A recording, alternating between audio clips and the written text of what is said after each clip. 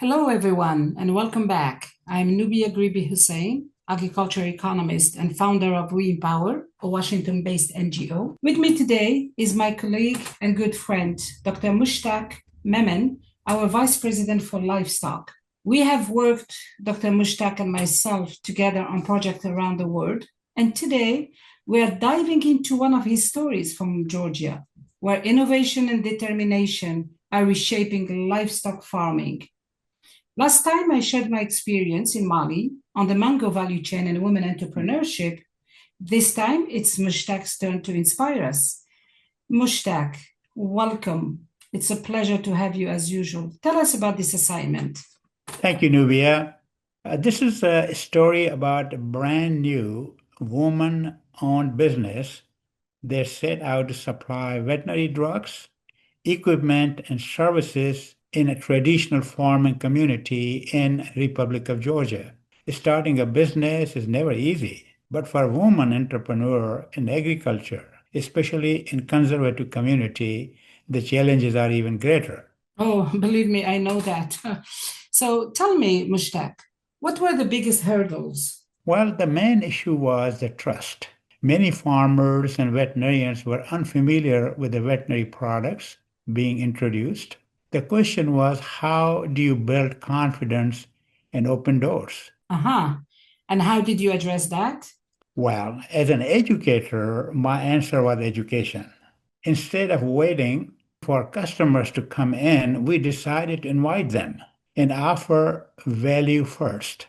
Together, me and the owner of the business, we organized a free hands-on veterinary workshop to showcase both the products and the skills that could improve cattle reproduction and herd health. And it worked. How interesting.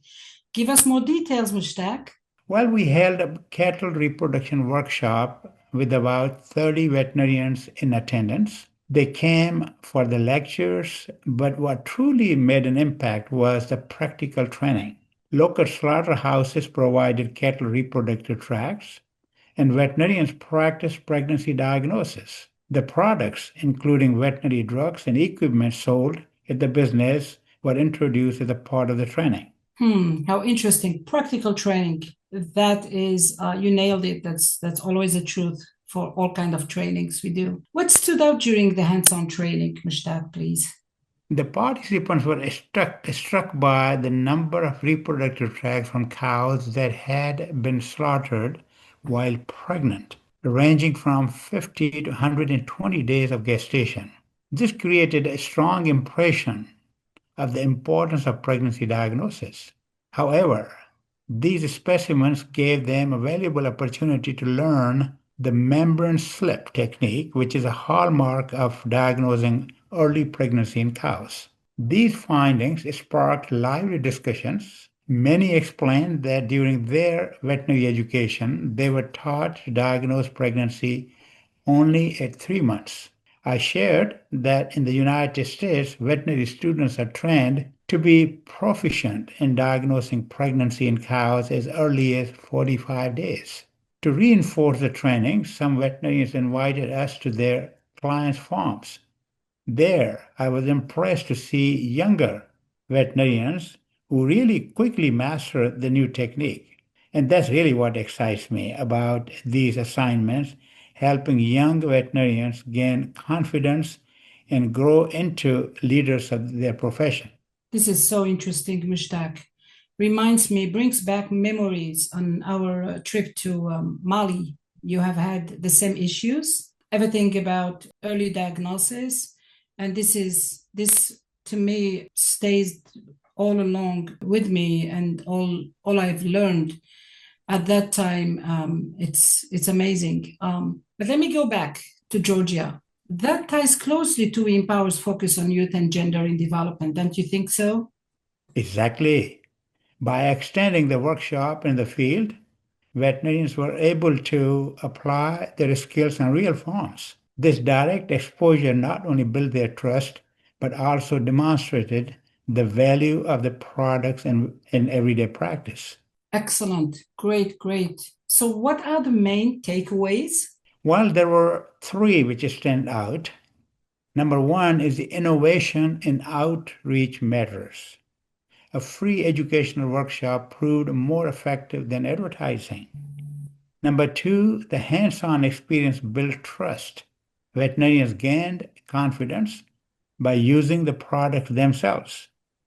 Number three, the cultural context matters. In a conservative community, a woman entrepreneur succeeded by focusing on service, knowledge sharing, and relationships. Well, great. Thank you so much, Mushtaq, for sharing such an inspiring story.